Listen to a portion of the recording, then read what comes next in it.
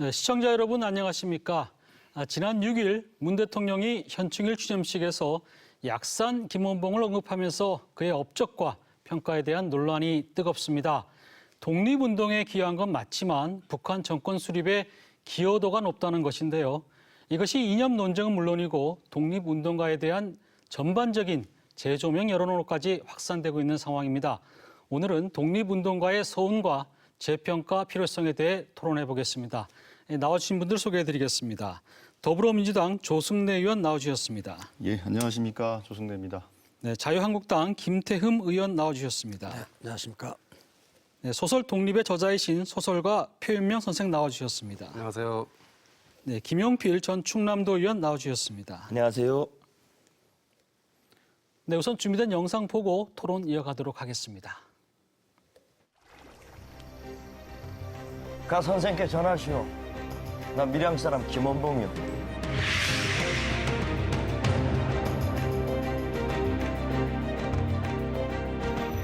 광복군에는 부정부주의 세력 한국청년전지공작대에 이어 약산 김원복 선생이 이끌던 조선의용대가 편입되어 마침내 민족의 독립운동 역량을 집결했습니다.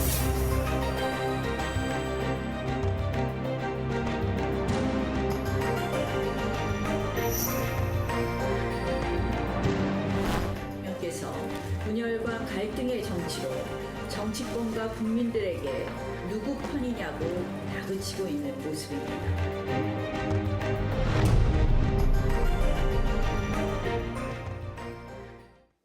네, 약산 김원봉에 대한 문 대통령의 언급이 도화선이 되면서 이번 주 내내 독립유공자 손을 놓고 찬반 논쟁이 뜨거웠습니다. 청와대는 일단 그 독립유공자 서훈은 불가하다고 의견을 내놓았는데요. 현재 규정상 어렵다는 얘기인데 어떤 규정 때문에 그런 것인지 또 여기에 대해서 어떤 의견을 가지고 있는지 먼저 얘기를 좀 들어보도록 하겠습니다. 조 의원님, 지금 이제 현충일에 그것도 15만 전사자들이 묻혀 있는 그 현충원에서 굳이 문 대통령께서 김원봉을 언급한 것에 대해서 어떤 배경이 있는지 액면 그대로 받아들여야 되는 건지 아니면 이번 기회에 정말 실마리를 한번 풀어보자는 것인지 의견이 많습니다. 어떻게 보십니까? 예, 실제로 문재인 대통령의 그 현충식 그 추도사에는 김원봉 선생에 대한 얘기만 있는 것이 아니고요. 그 앞에 보면 3.1운동 이후에 우리나라 100년의 보훈의 역사를 이제 말씀을 하시면서 이제 독립운동을 했던 많은 분들 그리고 6.25 참전 용사들 그리고 그 이후에 이제 국가와 사회를 위해서 순직하고 순국했던 국군 장병이나 소방관, 경찰 이런 모든 분들을 좀 언급을 했습니다. 언급을 하는 과정에서 김원봉 선생에 대한 이야기는 이렇게 돼 있습니다. 정확하게 이제 원문을 보면 이렇게 돼 있습니다. 그러니까 광복군에 대한 얘기를 하면서 광복군에는 무정부주의 세력 한국청년전지공작대에 이어서 약산 김원봉 선생이 이끌던 조선의용대가 편입되어 마침내 민족의 독립운동 역량을 집결했다. 이렇게 얘기를 하면서 그 광복군이 일본을 상대로 선전포고를 하고 또 미국과 함께 합동훈련을 하는 등 사실상 한미동맹의 토대가 됐다. 그래서 이 광복군은 우리 대한민국 군의 뿔이다. 그러니까 이렇게 이제 설명하는 과정에서 이제 김원봉 선생의 조선의용대가 이제 합류됐다는 사실을 말씀하신 겁니다.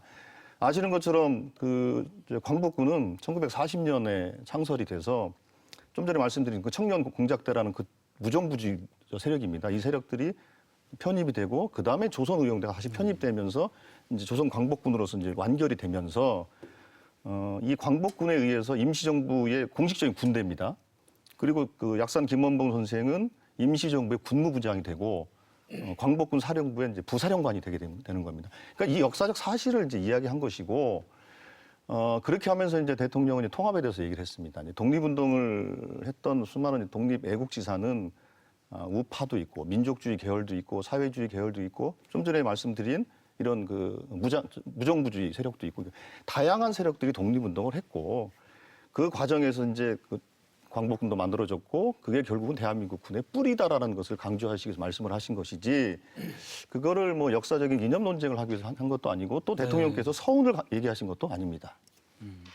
네, 알겠습니다. 김 의원님, 어찌됐든 이제 6.25 우리가 겪은 상황에서 현충원에서 이제 언급이 되면서 굉장히 이제 논란이 커졌습니다. 어떻게 보십니까? 현충일날 그 대통령의 추념사를 보면은 그 망언 중에 망언이죠.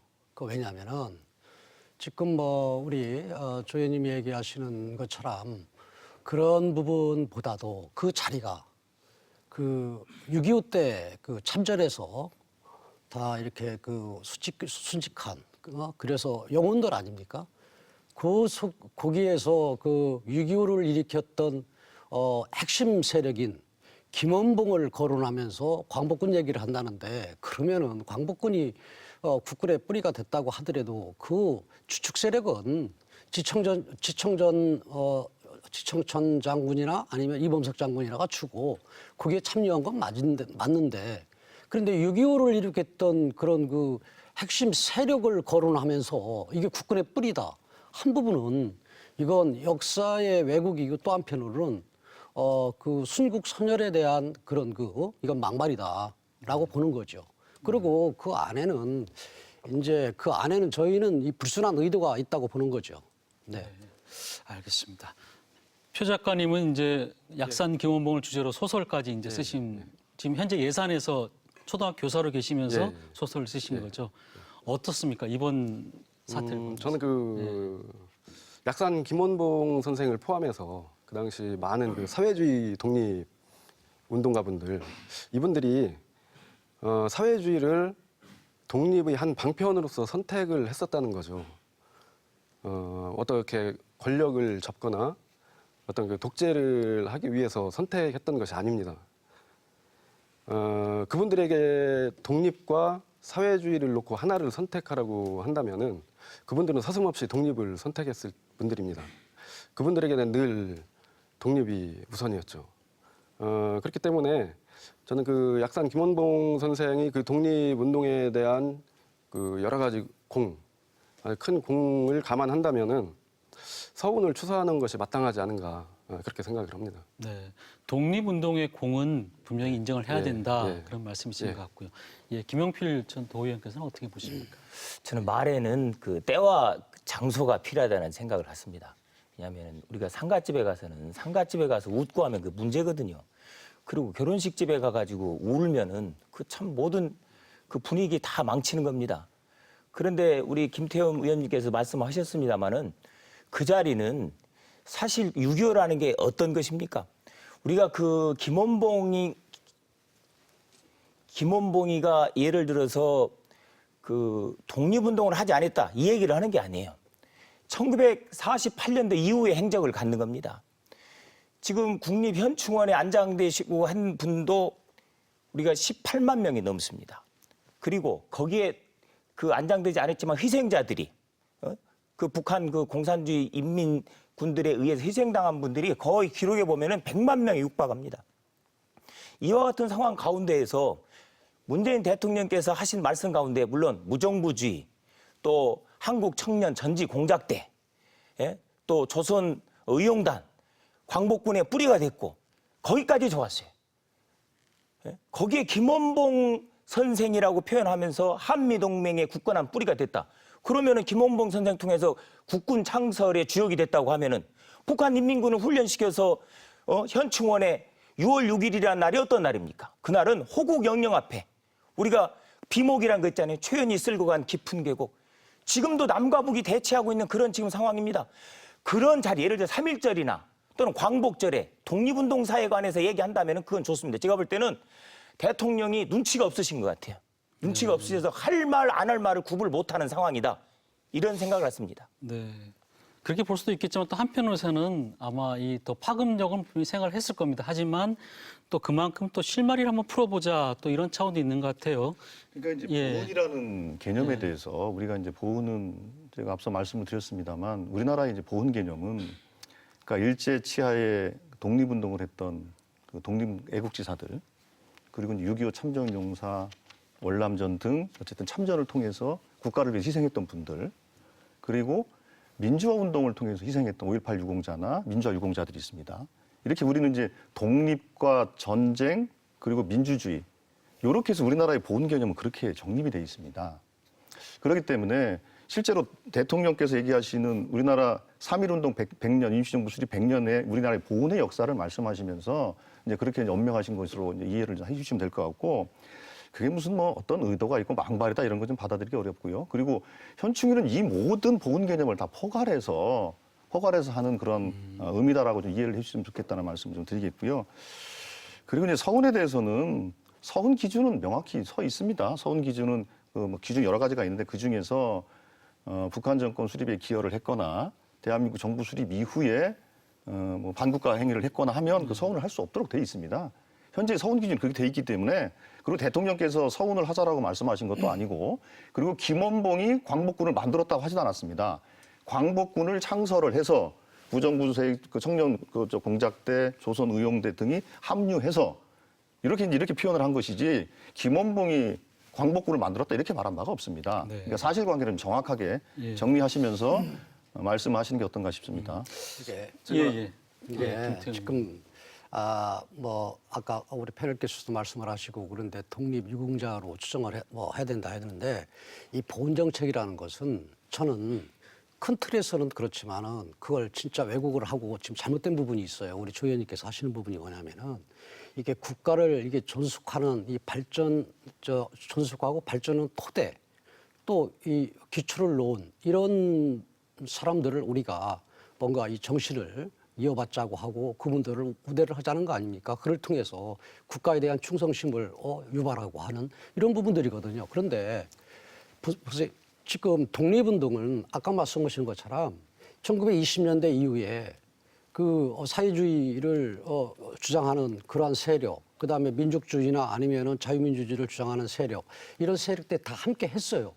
근데 우리나라 건국은 그 이후에 이 남한은 대한민국이라는 자유민주주의를 주창하는 대한민국이 건국을 했고, 북쪽은 사회이민주의 공화국이 건국이 됐어요. 그러면은 적어도 독립유공자들의 그런 입장에서의 볼 때는 서운을 하는 부분은 인정하고 안 하고를 떠나서 서운을 인정하는 것은 자유 대한민국 건국에 동참을 한 독립유공자들을 우리 서운으로 서운하고, 북한은 사회주의를 주장한 독립유공자들의 그 입장에서의 그런 그 서운을 하고, 나중에 통일이 됐을 때는 양쪽 다 서로 논의하고 합의하에 새로운 하나의 나라가 됐기 때문에 그때는 서운하는 거, 그다음에 논의하는 거, 그런 절차를 밟아야 되는 거지. 지금 아까 얘기한 것처럼 남북이 지금 대치하고 있고 다른 국가고, 그래서 민족이라는 그런 개념을 갖고 지금 가게 되면은 정체성이 혼란오고 이 나라의 그 국기도 흔들리는 거고 그렇습니다. 그리고 또 그 안에는 좀 전에 우리 김 의원님 말씀하신 것처럼 남북 전쟁을 통해서 죽은 희생자들 그 영혼 앞에서 그런 얘기를 하는 게 맞습니까? 그래서 이 서훈은 그 나라에 엄격하게 기준이 돼야 된다. 독립 활동을 했느냐 안 했느냐고 구별해야 된다. 저는 그렇게 봅니다. 네, 표 작가님. 제가 이제 이승만 대통령과 비교를 해보겠습니다. 이승만 대통령은 우리나라 그 보수의 아이콘이라고 할 수 있죠. 근데 이승만 대통령께서는 미국에서 이제 독립운동을 하고 대한민국 초대 대통령이고, 그리고 또 우리나라에 그 민주주의를 도입한 것은 부정할 수 없는 사실입니다. 그렇지만 반민특위를 해체하고 4.3과 여순항쟁, 또 보도연맹 이런 것들을 통해서 수많은 그 양민을 학살했던 그 책임, 대통령으로서의 책임이죠. 분명히 있는 것입니다.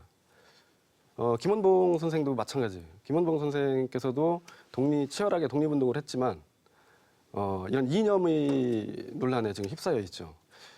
이렇게 두 분 다 공과 과가 있습니다. 선과 악이 함께 있는 거죠. 이게 어떻게 보면 우리 현대사의 그 비극입니다. 한 인물이 두 가지를 다 가지고 있다는 것이. 그런데 이승만 대통령은 인정을 해주면서 김원봉 선생은 인정을 해주지 못하겠다는 거. 거기에 대한 거 저는 네. 궁금하고요. 그러니까 공과 가가 있지만 예. 공을 더 봐야 되지 않느냐. 예. 독립운동에 대한 공을 더 보자라는 측면이신 것 같고, 이 김용필 도의원께서는 과거 이제 의원 활동하실 때 독립운동자에 관한 이런 관련 조례라든지 걸 굉장히 많이 하셨어요. 특히 관심이 높으셨는데 최근에 지금 국방부에서 이런 얘기를 했어요. 홈페이지에 연역을 고치겠다고 하면서 그 창군 이전에 이 독립운동 관련 사안들을 이제 집어넣겠다고 했는데 그렇게 되면은 김원봉의 뭐 조선의용대라든지 광복군 일지 지대장 활동 같은 것들이 언급이 될 수밖에 없을 것 같고요. 그렇게 되면은 그 이름이 이제 오를 가능성이 높은데 이 부분은 어떻게 생각하십니까? 우리 그 표 선생님께서 뭐 이승만 전 대통령에 관해서 말씀을 하셨습니다만은 중요한 거는 이승만 대통령께서 우리나라 자유 대한민국 건국에 있어서 중요한 역할을 하신 거예요. 예를 들면 김일성이가 북한 사회주의, 인민 사회주의를 갖다가 만들어서 남침을 하고 했듯이 지금 정부가 그 창군에 관련된 부분을 고친다라고 하면은 우리는 사실 독립운동사만 지금 있는 것이 아니거든요. 그리고 대한민국 국방경비대 창설부터 오늘의 국군에 이르기까지 오는 역사가 있습니다.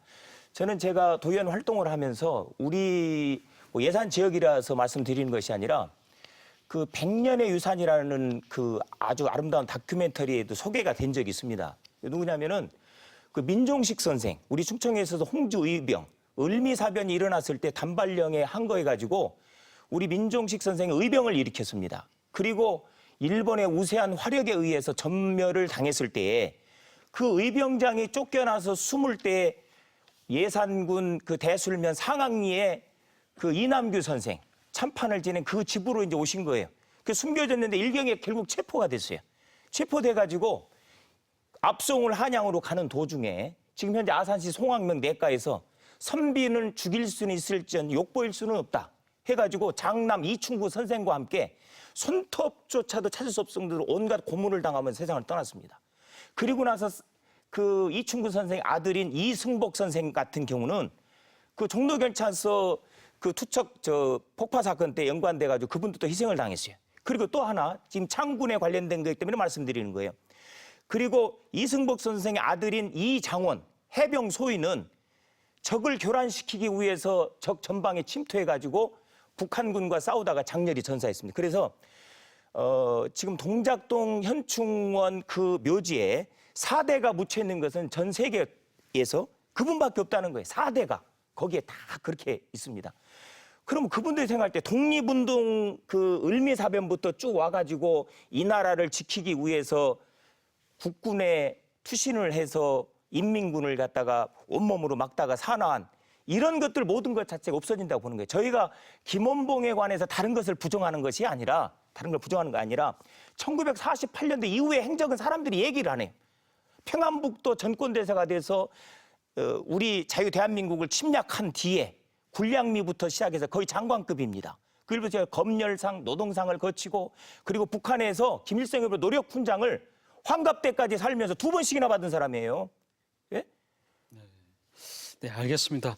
지금 이제 막 말씀하셨는데 예. 문제는 뭐냐면요. 이런 형태로 가면은 대한민국이란 국가의 정통성이 무너지는 부분이요. 그래서 아까 통일된 이후에 논의를 하자고 그랬지 않습니까? 그리고 또 두 번째로는 그렇게 되면 김일성도 우리가 독립유공자로 서원을 해야 돼요. 김일성도 그렇지 않습니까? 김일성도 항일 투쟁을 한 사람 아닙니까? 근데 왜 김일성 얘기는 안 하면서 김원봉 얘기를 하고 앞뒤 안 맞는 얘기죠. 왜냐하면 전체적으로 하자라고를 하던가 그렇게 되면은 뭐 또 우리 할 얘기 있지만 그리고 또 하나는 서운의 이런 자격 규정이 있지 않습니까? 자격 규정의 역사를 보면은 과거에는 독립운동을 했음에도 불구하고 여기는 공산주의 국가가 아니고 자유민주주의 국가를 세운 나라이기 때문에 공산주의 이 사상을 갖고 독립운동한 사람들은 유공자로 추서를 안 했어요. 그러다가 노무현 정권 때 돌아가지고 과거에 공산주의를 설력했다 손 치더라도 북한 건국에 기여를 하지 않고 그 뒤로 활동을 하지 않은 사람들한테는 서운을 했어요. 그래서 그때 여운형이, 그다음에 그 박헌영 부인인 그 주세주기, 그다음에 심지어 김일성의 삼촌인 김영권이, 그다음에 또 거기에 외삼촌인 강진석이 이런 데까지 기여를 했어요. 했는데 이 정부 돌아가지고 이 손혜원이가 자기 아버지 일을 또 하려고 그 이후에 건국에 기여만 안 했지 그 이후에 공산주의 활동을 한 사람도 주자 그래가지고 자기 아버지를 집어넣은 거예요. 네. 이렇게 자꾸 가는 이 부분은 국가의 정통성, 정체성 이런 문제도 있지만은 또 하나는 뭐였냐면은 기본적으로 지금 좌파 정권을 이끌어가는 주도적인 세력은 해방 이후에 남쪽에서는 대한민국, 북한에서는 조선인민주의공화국이 설립하는데 정통성적인 그런 측면에서 우리 이제 편 선생님 말씀도 그 안에 조금 의미가 담겨 있던데 이 남한에 이 건국한 이 국가, 이 정부는 정통성이 오히려 북한보다 떨어진다. 오히려 좌파들이 생각보다 낫다 하는 이 부분에 밑바닥에 깔려 있는 거예요. 그런 부분들에 대해서 우리는 두려워하는 거고 그런 부분들을 걱정하는 거고 그리고 또 이렇게 가서는 올바르지 않다라는 부분을 우리가 지금 얘기를 하는 거예요. 지금 제가 좀 말씀드릴게요. 사실은 이제 제일 중요한 차이가 이제 거기서 이제 발생하는 것 같은데요. 그러니까 이제 건국을 자꾸 말씀을 하시는데 대한민국은 건국된 지 100년 됐습니다. 3.1운동과 임시정부 수립으로 건국됐다고 보는 게 다수의 견해이고 공식적인 또 대한민국의 견해입니다. 예. 1948년은 정부 수립으로 보는 게 맞고요. 건국으로 봤을 때는 그렇죠. 당연히 맞는 얘기라는 그럼요. 말씀이시죠. 그런 측면에서 오히려 저는 정통성, 그러니까 대한민국의 정통성, 그러니까 아까 이제 그 광복군의 경우도 마찬가지입니다. 대한제국이 이제 망하면서 이제 군대를 해산하지 않았습니까? 일본이 군대를 해산하면서 그분들이 이제 의병을 합니다. 많은 분들이 이제 의병 활동을 합니다. 그리고 의병 활동하던 분들이 또 이제 독립군으로 이제 또 활동을 합니다. 독립군으로 활동하던 분들이 광복군으로 1940년 9월 달인가요? 이렇게 이제 광복군으로 쫙 이제 결집이 됩니다. 그 임시정부가 수립이 되고 임시정부의 공식적인 군대가 됩니다. 그리고 아까 말씀드린 것처럼 거기에 이제 다양한 무정부주의 세력들, 일부 이제 그 사회주의 계열의 그 무장투쟁 세력들까지 다 포함해서 광복군이 명실상부한 대한민국 정부의 공식 군대화가 되는 겁니다. 그렇기 때문에 이 광복군이 미군 등과 함께 연합 작전까지 폈던 거 아니겠습니까? 그래서 이제 문재인 대통령은 그래서 광복군이야말로 한미 동맹의 토대가 됐다 이렇게 이제까지 표현하신 거예요. 저는 그 부분에 대해서 저는 자, 꼭 그래서 그 부분에 대해서 지금 김원봉 선생이 광복군을 만들었다 하지 않았고요. 광복군은 그렇게 다양한 세력들을 임시정부라는 하나의 정부 아래로 공식적으로 흡수를 해서 만든 것이다라는 것이지 그게 무슨 김원봉이 언제 광복군을 주도했다고 얘기했습니까? 그건 사실을 오도하시는 거고요. 그리고 그랬을 때 어떤 게 가능하냐면 대한민국이 수립된 지 100년이라는 그 정통성을 대한민국이 갖게 되는 겁니다. 그거는 만약에 그런 식으로 그러니까 남한 단독 정부 그러니까 이게 건국이고 북도 건국이고 이게 아니고 100년의 전통성은 대한민국이 갖고 있는 거죠. 그걸 어떻게 그렇게 표현할 수 있을지 이해할 수가 없습니다. 저는요, 이게 지금 건국을 1919년으로 보고 그러는데 그 의도가 뭐냐면은 지금 해방 이후에 지금 남한과 북한이 지금 두 나라로 건국한 이 부분을 일단은 인정하고 싶지 않고 또 두 번째로는 이 남한 쪽의 대한민국 건국을 인정하고 싶지 않은 거예요. 뭐냐면은 우리나라 헌법에도 3.1운동 정신과 그다음에 임시정부의 그런 법통을 계승한다고 했어. 계승한다고 그랬거든. 뭐냐면은 나라가 건국이 되려면은 저도 100년이 되고 200년이 됐으면 좋겠어요. 다만 이 나라가 형성이 되려면 주민이 있어야 되고 주권이 있어야 되고 영토가 있어야 돼요. 그런데 우리가 영토를 잃었기 때문에 독립운동을 한 거예요. 그렇지 않습니까? 그리고 그래서 저는 뭐냐면은 1919년도 상해 임시정부가 수립되고 대한민국이라는 국가를 하고 헌법을 만들고 한 이러한 부분들은 어떻게 보면은 애를 가진 모태 시작이에요. 그리고 그걸 어떻게 건국일로 봅니까? 그건 뭐냐면은 애를 뵌 애가 태생을 한 날짜가 태어난 날짜지 생일이지. 그래서 우리는 아무리 또 안 하는 우리가 건국이라고 얘기해드려도 국제적인 승인과 인정을 받아야 돼요. 그렇기 때문에 우리나라는 이 잉태를 하면서 한 살 먹어요. 그러니까 그렇지 않습니까? 예, 예, 우리나라는 잉태하면서 그러니까 잉태하는 순간 생명으로 우리는 생각을 합니다. 그래서 김팀장님 말씀은 좀 잘못된 표현이시고. 문제는 제가 또 다음 기회 한번 하고요. 약산 김원봉의 평가에 대해서도 엇갈리는 부분이 있어요. 저희가 사실은 그 보훈을 하기 이전에 과연 그럼 6.25 당시에는 어떤 일을 했길래 이렇게 논란이 되느냐. 그 소설도 직접 쓰셨으니까 좀 구체적으로 좀 얘기를 좀 듣고 싶네요. 저는 그 김원봉 선생의 제 개인적인 의견입니다. 그 공부를 하다 보니까 북한 김원봉 선생께서 서운을 받지 못하는 가장 큰 이유 중에 하나가 북한 정권의 실세였다 이렇게 얘기를 하거든요. 근데 저는 거기에 좀 약간의 오해가 있지 않나 그렇게 봅니다. 당시 북한 정권에서 권력은 김일성이 잡고 있었죠. 정권을 장악하고 있었고 김일성이 만든 당이 북조선 노동당입니다. 그렇기 때문에 권력의 실세가 되기 위해서는 북조선 노동당이 당원이 되어야만 실세가 될 수 있었는데 김원봉 선생은 그 당시 인민공화당의 당수였습니다.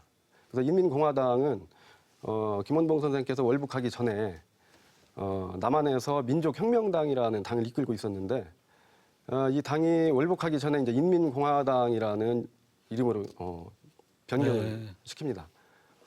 그렇기 때문에 월북도 많이 주저를 했어요, 사실. 왜냐하면은 김원봉 선생이 그 지지 기반이 민족혁명당 당원들이 대부분이 경상도 지역에 있었는데 그거를 버리고 북한으로 간다는 것은 좀 생각해 볼 문제죠. 네. 그렇지만 거기에서 너무 심한 그 테러와 또 노덕술이라는 그 악질 경찰에게 잡혀가서 가진 수모를 당하고 그런 것을 견디지 못하고 결국은 남북 연석회의에 참여를 하고 거기서 내려와야 되는데 거기서 이제 주저앉게 된 거죠. 머물게 된 거죠. 저희가 듣기로도 이제 노독술에 이제 그 이런 뭐 더 그러니까 수모를 당하면서 월북하게 됐다라는 얘기 듣기까지는 했는데 문제는 그 과연 6.25 때 이분이 최선봉에 섰느냐 아니면은 뭐 소극적으로 대응이 된 거냐 이런 부분도 좀 궁금한 부분이 있습니다. 네, 그래서 김용필 제가 좀 말씀드리겠습니다. 예. 저는 김원봉 선생 이렇게 하고 하는 자체도 이렇게 되다 보면은 김일성 선생, 김일성 장군, 또 박헌영 선생 이런 용어도 앞으로 등장하지 않을까 해가지고 참 우리나라의 그 국가 이념이나 좀 정체성에 혼돈이 야기되고 있는 시대다 이런 생각을 했습니다.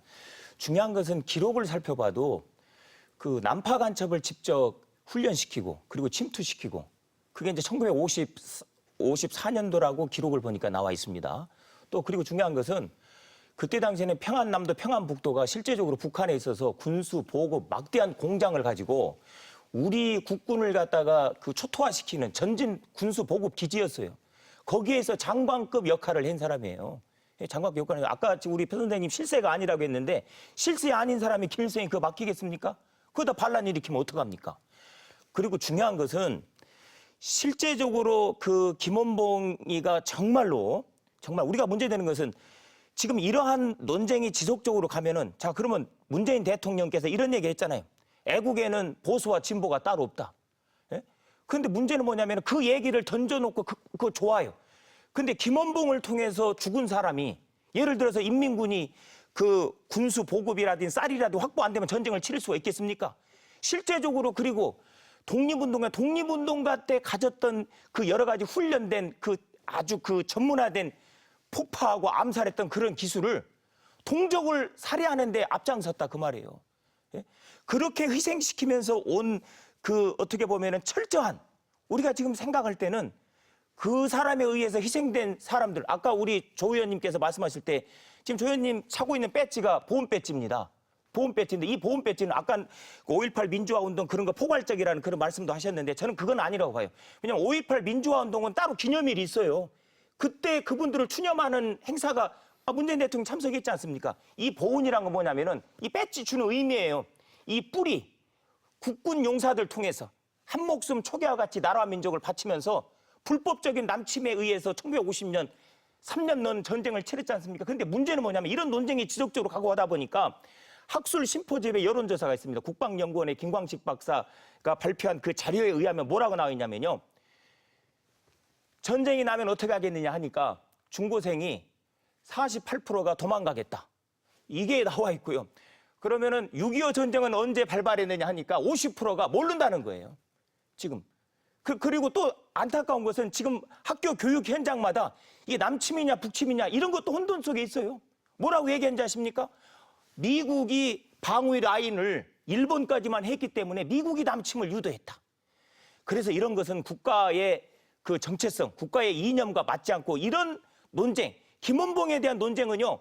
북한에서 서로 정권 실세 다툼하다가 밀렸으니까 지금 할아버지께서 한 잘못을 가도 어떻게 보면 김정은이가 역사 바로 해가지고 사회주의에서 바꿔야 될 일을 대통령이 이념 혼돈 갈등 하나 되자고 하는데 하나가 아니라 신경 써야 될 일은 신경 안 쓰고, 물론 대통령이 영화를 좋아하시는 건 압니다. 너무 영화를 좋아하다 보니까 영화와 현실을 착각하지 않나 그런 생각이 드는 거예요. 네, 말을 좀 심하게 하시는 것 같은데요. 영화와 현실을 착각한다는 거는 그건 좀 주의하셔야 될 단어인 것 같고요. 5.18 기념일도 있고, 4.19 기념일도 있고, 6.25 전쟁 기념일도 있고, 또 서해 수호의 날도 있고, 3.1운동 기념일도 있고, 8.15 광복절도 있습니다. 이 모든 기념일, 그러니까 국가 보훈과 관련된 독립, 그다음에 전쟁, 그리고 이제 그 민주주의와 관련된 각기의 기념일들이 있어요. 각기의 기념일들이 있고, 그거를 포괄하는 개념에 이제 현충일이라는 게 있다라는 건 말씀을 드리겠고, 그거는 뭐 5.18 있으니까 5.18 그러니까 민주화에 대한 현직이 그것까지 포괄하는 건 아니라 이 말씀이에요. 그게 맞습니다. 그게 맞고요. 그게 아니고요. 우리 지금 대한민국이 합의한 보훈 정신이에요. 그 부분에 대해서는 그거는 부정하지 맙시다. 그건 저는 그렇게 말씀드리겠고요. 제가 영화 얘기를 꺼낸 것은 뭐냐면은 잠시만요. 제가 드릴 말씀이니까요. 말씀을 너무 많이 하시는 것 같아서 그러니까. 그리고 저는 제가 분명히 말씀드렸습니다. 지금 그 김원봉에 대한 서운은 불가능합니다. 저는 단호하게 말씀드려요. 그것은 제가 아까 말씀드린 것처럼 서운 기준상 북한의 건국에 기여를 했거나 이 조항에 해당되기 때문에 될 수가 없어요. 그 부분에 대해서는, 그러니까 서운 자체에 대해서는 저는 사실은 뭐 논란의 여지가 없다고 봅니다. 기준을 바꾸지 않는 한. 저는 그렇게 생각을 하고요. 그리고 그 월북 의회 행적에 대해서도 말씀하신 것처럼 그 사실관계를 정확하게 이제 말씀하신 그런 것들이 있다라는 것을 좀 알고 있고요. 다만 제가 얘기하는 것은 그 이전에 이제 독립운동에 대한 행적에 대한 얘기를 말씀을 드리는 것입니다. 그 말씀을 드리는 것이고, 그걸 좀 착각을 안 했으면 좋겠고요. 자, 그러면 그런 거죠. 우리가 일제시대 때 가혹하게 독립운동가들을 탄압했던 수많은 소위 악질 경찰들, 아까 뭐 노덕술도 얘기했습니다만, 뭐 김창룡, 그걸 좀 전에 얼마 전에 그 황교안 대표가 그 누굽니까? 백선엽. 네, 백선엽 장군을 찾아간 그분이 누굽니까? 간도 특설대를 2년 넘게 하면서 그 만주에 있는 그 간도에 있는 독립운동가 토벌하던 사람 아닙니까? 그 사람이 무슨 엄청난 것인 것처럼 찾아가가지고 또 그렇게 또 추앙을 합니까? 그러니까 그거는 말도 안 되는 것이고, 그래서 우리가 지금 이 순간에서 좀 정확하게 좀 걸러야 될 부분들, 그러니까 지금 이제 그 유공자로 돼 있거나 훈장을 받고 있는 분들 중에서도 정말로 걸러져야 될 분들 많이 있습니다. 좀 걸릴 필요가 있고, 또 혹여나 독립운동의 치적에 비해서 예우가 부족한 부분들은 우리가 한번 또 살펴보자. 이제 그런 좀 이렇게 좀 진지한 좀 논의가 됐으면 좋겠다는 알겠습니다. 말씀드립니다. 예, 저희가 잠깐 그 시민들은 어떻게 생각하는지 의견을 좀 담아봤습니다. 얘기를 한번 들어보시죠. 사실 김원봉이라는 이름은 요즘 많이 나오는데요. 인터넷에서 찾아보지 않는 이상 누구인지 정확히 어떤 일을 했는지는 잘 모르겠어요. 제가 알기로 김원봉은 일제시대에 큰 역할을 하기는 했지만 결국 북한으로 가서 북한 정권이 생기는데 큰 역할을 하지 않았나요? 아직도 우리는 북한이 주적이고 6.25 전쟁으로 목숨을 잃은 분들도 많으신데 이건 좀 아니지 않나 싶습니다. 김원봉 선생이 당시에 김일성을 좋아해서 월북한 것이 아니란 것이 최근 들어 다 밝혀졌고, 또 독립운동에 정말 큰 일을 한 것은 분명하고요. 요즘 또 남북관계가 좋아지려는 시점에서 김원봉 선생의 유공자 지정은 자연스러운 것이라고 생각됩니다.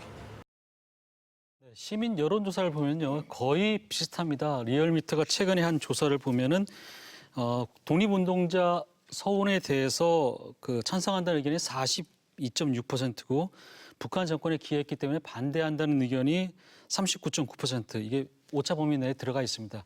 그만큼 국민 의견이 정말 팽팽하다 이렇게 볼 수 있을 텐데, 또 한 가지 논란이 나오는 부분들이 황장엽이라는 인물인데요. 이분이 이제 그 이명박 대통령 때 국립묘지에 안장이 됐습니다. 그 훈장도 받고요. 그래서 지금 김원봉과 비슷한 사례로 북한 고위직에서 북한 정권에 기여했는데 왜 이 사람은 국립묘지에 이렇게 묻힐 수 있느냐, 이렇게 논란이 커진 것 같은데, 여기에 대해서 좀 의견을 좀 들어보고 싶습니다. 네.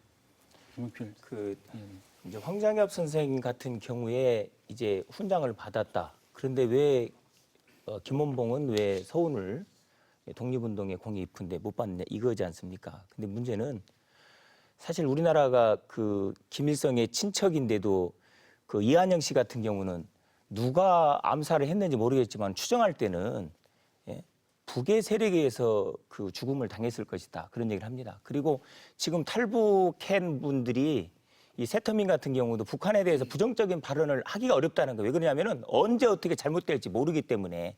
근데 황장엽 선생 같은 경우는 북한에서 주체 사상이라든지 그 일에 그 잘못된 일에 앞장을 섰습니다. 그리고 본인이 기순을 해서 거기에 대해서 잘못된 것을 내가 잘못된 것에 앞장서서 사죄하는 마음으로 그리고 북한에 있는 동포들에게 자유를 주기 위해서 생명의 위협을 무릅쓰고 그 일에 앞장선 거예요. 쉽게 얘기하면은 기순자 아닙니까? 그리고 자유대한민국 품에 안긴 거예요. 그러나 그 얘기를 갖다가 비교하는 자체는 저는 궤변이라고 생각하는 거예요. 김원봉은 어떻습니까? 북한에서 예를 들어서 아까도 뭐 노독술 뭐 독립운동가를 갖다가 모욕과 수모를 줬다고 하는데 아니 모든 독립운동가들이 그런 수모를 당했으면 물론 일제 잔재를 청산하지 못한 우리의 죄가 큽니다. 그렇지만 그것을 바로잡기 위해서 지금 대한민국은 지금 모든 그 뭐 좌파 세력에 의해서 어떤 희생당하고 그런 역사도 바로 그 잡는다고 나서고 지금 있잖아요. 북한은 꿈도 꾸지 못하는 현실이 우리나라에서는 지금 벌어지고 있습니다. 그래서 황장엽 선생과 그 김원봉과의 비교는 이건 궤변이다. 말도 안 되는 얘기다. 알겠습니다. 네, 표 작가님. 저도 두 분을 비교한다는 건 적절하지 않다고 봅니다. 왜냐하면은 두 분의 삶의 그 시기가 맞질 않습니다. 김원봉 선생 같은 경우는 우리가 일제에게 나라를 빼앗겼을 때 나라를 되찾기 위해서 독립운동을 한 공이 있습니다. 그렇기 때문에 남한이나 북한에서 모두 존경받을 만한 공을 가지고 계세요. 근데 황장엽 선생 같은 경우는 남북 이념의 문제입니다. 그래서 그분 같은 경우는 그 정권에 따라서 평가가 달라질 수가 있습니다.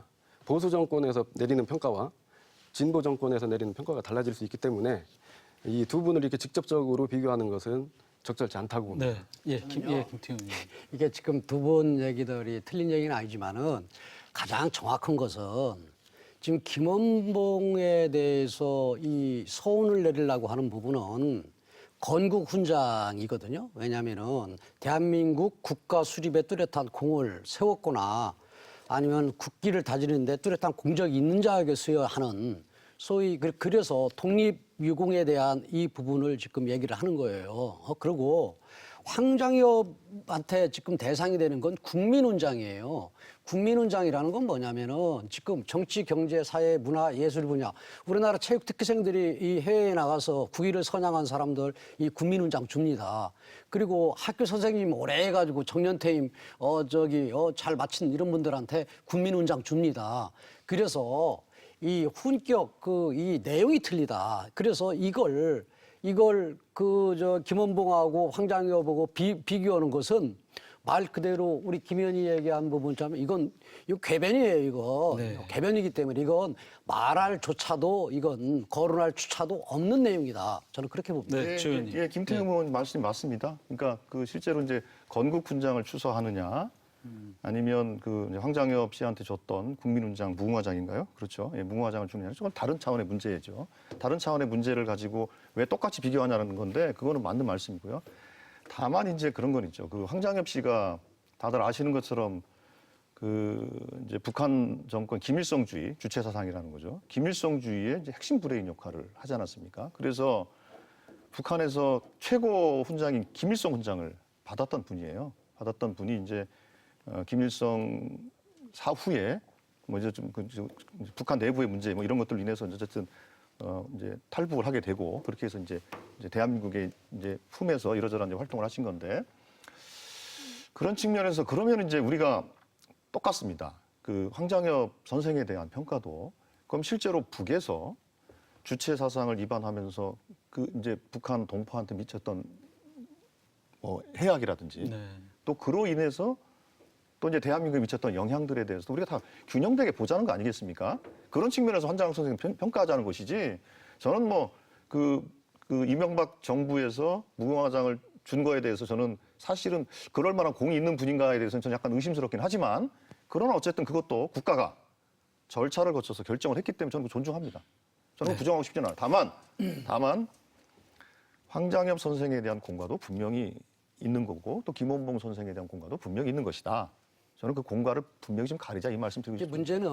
문제는 지금 우리 편 선생님이 얘기하는 것이 이제 남북한의 그런 이념적인 문제 그리고 보수 정권이 졌기 때문에 또 다른 또 논란이 나중에는 또 있을 수도 있다 얘기하는 황장엽에 대해서 얘기하는데 이 자체가 지금 문제예요. 뭐냐면은 우리나라 대한민국은 자유민주주의라는 그러한 이념을 갖고 또 자유시장 경제주의라는 이념을 갖고 세운 나라입니다. 그렇기 때문에 거기서 무슨 이념적인 차이가 있습니까? 다만 황장엽이가 북한의 주체 사상을 만드는 사람이고 맞는 말이죠. 그 사람이 대한민국에 왔는데 와가지고 주체 사상이 허구했다. 그리고 문제가 많다. 그리고 북한의 인권 문제라든가 북한의 민주 문제라든가 여러 가지 문제를 세계 실상을 알리고 북한을 어느 정도 뭔가 개방시키고 분기시키는데 또 많은 정보를 가지고 오고 이 부분에 대한 소위 기여도를 갖고 국민훈장을 준 거예요. 이 부분에 대해서 반대하는 사람도 일부 있을 수 있겠죠. 하지만은 그런 기여인데 이걸 공적이 되냐 안 되냐 그러지 이걸 이념으로 따져서는 안 되는 부분들이고요. 또 하나는 잠깐만요. 그리고 또 하나는 지금 이걸 김원봉은 그렇게 하고 뭐 이러는데 그런데 김원봉도 지가 그랬지 않습니까? 우리가 남북이 통일이 돼서 하나의 나라가 되면은 독립을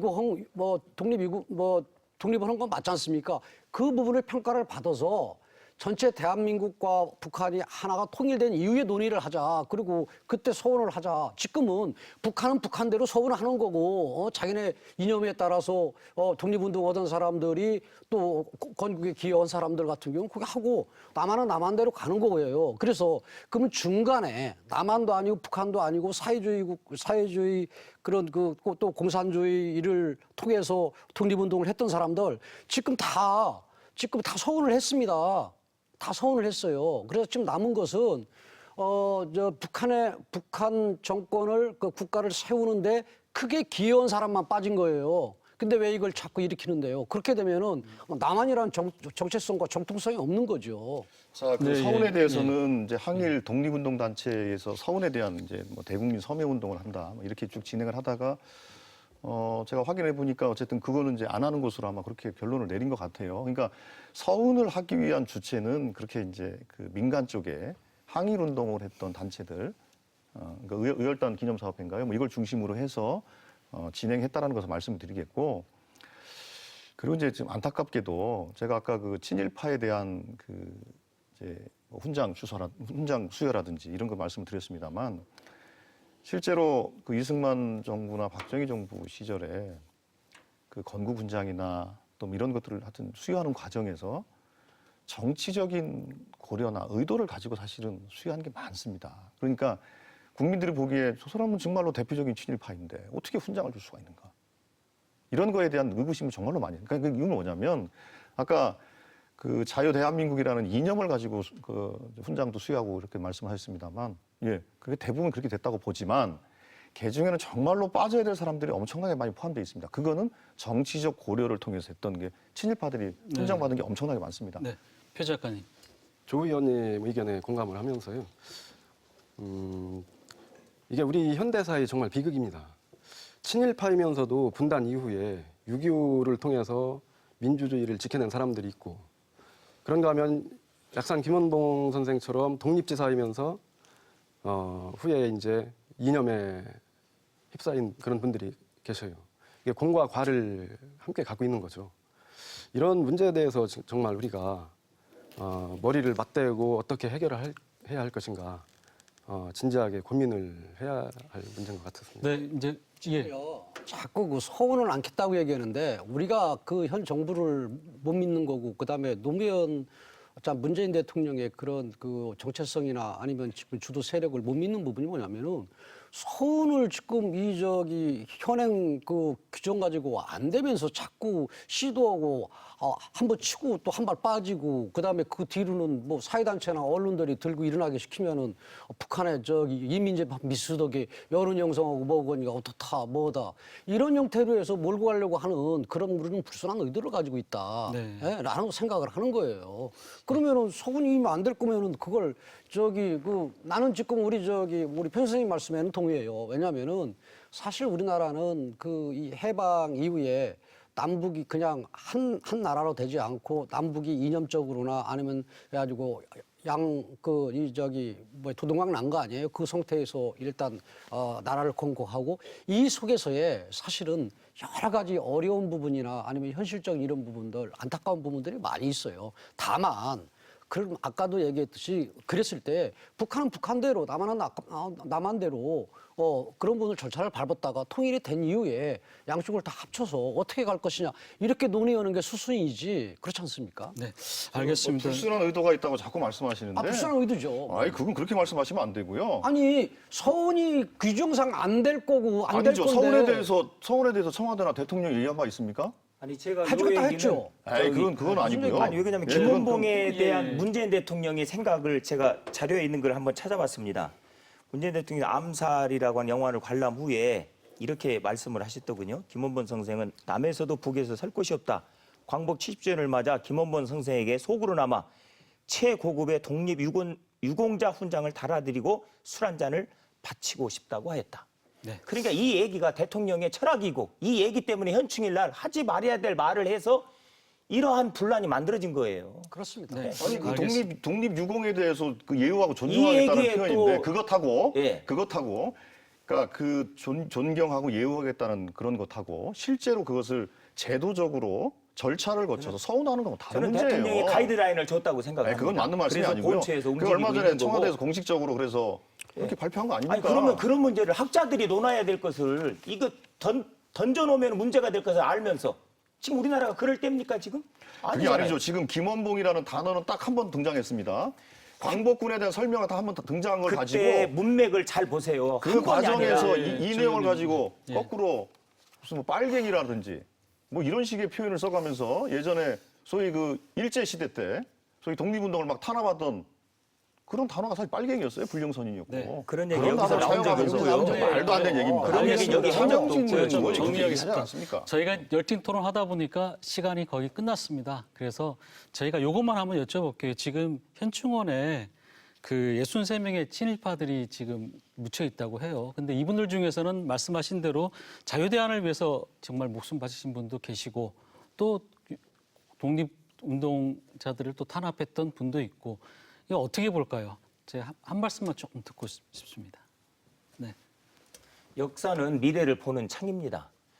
그러한 그 뭐 노덕술 친일 고등계 형사 이런 부분은 바로 잡아야 됩니다. 다만 중요한 것은 지금 우리는 너무 과거에 사로잡혀서 한 발짝 미래도 못 가고 있습니다. 예.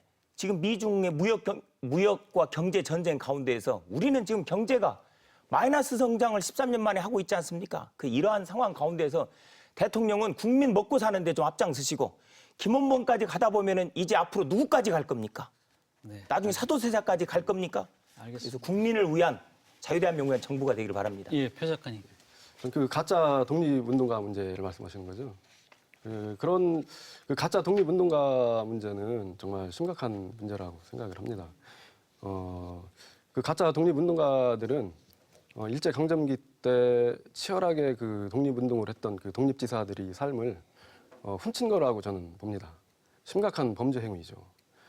반드시 전수조사해서 밝혀내야 하고 그 밝혀내는 것으로서 우리 대한민국의 역사를 바로 세우는 것이라고 저는 봅니다. 네. 예. 이게 지금 저는 이 가짜 독립유공자 이 부분도 또 저는 가려내야 된다고 저는 보고 또 5.18 유공자도 또 가짜들도 있고 그렇거든요. 근데 지금 가장 큰 문제는 이런 부분들을 가려낼 수 있는 그 부분은 역사학자들이나 아니면은 뭐 이런 민간인들이 논의를 하고 그런 부분들에 대한 마지막 이제 정부에서 결정하고 그래야 되는데 사실 이게 또 이념 논쟁이나 여러 가시가 불씨가 있는 그런 소재들이에요. 그런데 다만 지금 우리 보훈 정책을 가는 입장에서 지금 보훈처에서 지금 그런 걸 뭐 한다고 그래가지고 지금 무슨 보훈혁신위원회라 국민중심 이런 의원들이 있어요. 근데 거기에서도 지금 촛불 유공자도 만든다고 뭐 그런 것도 뭐 권고 사항으로 놓고 뭐고 이런 여러 가지 그런 문제들이 어느 한쪽으로 치우친 상황으로 가게 되면은 국론 분열이 오고 그다음에 남남 갈등이 온다. 저는 그렇게 보거든요. 그런 부분이 염려스럽습니다. 네, 조 의원님. 예, 저는 이제 두 가지가 필요하다고 봅니다. 하나는 그 이제 가짜 유공자들을 가려내서 그거는 속아내야 됩니다. 그래야 아까 뭐 그 과거에 매달린다고 하는데 과거를 정확하게 정리해야 미래가 보입니다. 그러나 우리는 과거를 계속 덮어왔지 과거를 제대로 정리를 못했습니다. 그래서 가짜 유공자를 그 섞어내는 과정이 필요할 것 같고요. 그래서 국가보훈처에서는 작년에 국회에서 이제 국정감사 때 지적한 게 있습니다. 가짜 유공자들이 있다는 의혹이 계속 제기되고 있으니 그걸 검증을 좀 해달라 그래서 보훈처가 국회의 지적을 받아서 검증위원회를 구성해서 검증하겠다 이렇게 지금 얘기가 되고 있고요. 또 한편으로는 얼마 전에 이제 유관순 열사에 대해서 그 3급에서 네. 1급으로 훈격을 올렸지 않습니까? 네. 그런 것처럼 공적에 비해서 과소평가가 되고 있는 그런 유공자들에 대해서 정말 제대로 정당한 좀 평가를 통해서 그 공적에 맞게 평가해주는 그런 노력도 동시에 필요하다고 생각하고 있습니다. 네. 그 독립유공자를 사실 서운한다는 거는 쉽지는 않은 문제인 것 같아요. 이 부분이 공과도 있고 또 어떻게 또 판단해야 될지 의견도 제각기 다르고 또 이분이 말씀하신 대로 그 과거 독립운동 행적과 그 이후의 행적이 또 극명한 분들은 분명히 또 판단의 여지도 많이 남아 있고 그만큼 또 토론도 더 많이 또 필요한 것 같습니다. 오늘 뭐 뜨거운 토론을 펼쳤는데 아마 저희가 더 많이 또 토론을 해야 될 것 같은 생각이 듭니다. 오늘 나오셔서 고맙습니다. 감사합니다. 네. 6월은 호국보훈의 달이기도 하지만 치유되지 않은 분단의 아픔이 여실히 느껴지기도 하는 달이기도 합니다. 가치 있는 애국이 논란의 불씨가 되지 않도록 유공자의 범주와 범위에 대한 심도 있는 논의가 필요한 시점입니다. 오늘 토론 여기서 마치겠습니다. 고맙습니다.